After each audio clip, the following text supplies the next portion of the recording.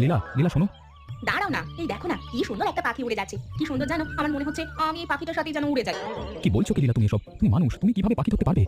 আরে মানুষ হচ্ছে তো কি হয়েছে, আমার কি ইচ্ছে করতে পারে না নাকি পরের জন্মে আমি ঠিক এরকম সুন্দর একটা পাখি হব। আমি রোজ ভগবানকে বলি তো যেন আমাকে পরের জন্মে এরকমই একটা পাখি বানায়, আর তোমাকেও পাখি বানায়, আমরা একসাথে উড়ে বেড়াবো আকাশে। উফ, চুপ করো লীলা। আমি কাজে বের হবো, তুমি কি সব শুরু করলে বলো তো? এই জন্যই গ্রামের লোকেরা তোমাকে নিয়ে হাসি মজা করে। তুমি তো বড় হয়েছো, তোমার মুখে এসব কথা মানায় না লীলা। কেন বুঝতে চাও না সেটা তুমি? হ্যাঁ, বড় হলে কি বাচ্চাদের মতো করে ভাবা যায় না? বাচ্চাদের মন কত ভালো, কত পবিত্র থাকে, কোনো প্যাঁচ থাকে না। সবাই যদি বাচ্চাদের মতো মন নিয়ে বড় হতো না, তাহলে কতই না ভালো হতো বলো তো। আচ্ছা আচ্ছা ঠিক আছে, যাও ভেতরে যাও, আমি কাজে বের হবো। আচ্ছা ঠিক আছে, সাবধানে যেও, আমি ঘরে গেলাম। কি যে করি এই মেয়েটাকে নিয়ে বুঝতেই পারছি না। এত সরল মন ওর, ওরও দোষ নেই। দেখো ওপরওয়ালা, তুমি একমাত্র ভরসা। কৈলাস না, একটা দারুণ বুদ্ধি মাথায় এসেছে। তো কি বুদ্ধি শুনি?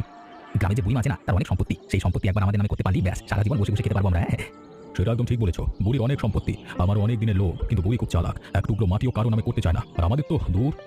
হ্যাঁ, কিন্তু তাও আমাদের কিছু না কিছু করে বুড়ির সম্পত্তি হাতিয়ে নিতেই হবে। বাবু বাবু কিছু একটা করতেই হবে। হ্যাঁ ভাবছি। একটা জিনিস মাথায় আসলো। কি? বুড়ির বয়স হয়েছে, গায়ে সেরকম জোর নেই, আর একবার বুড়িকে সরাতে পারলেই ব্যাস। আর বুড়ির আগে পিছে সেরকম কেউ নেই, আর যদি থাকেও তাদের না হয় আমরা ঠিক কোনো না কোনোভাবে চুপ করিয়ে দিতে পারবো। একদম ঠিক, বুড়িকেই পৃথিবী থেকে সরাতে হবে।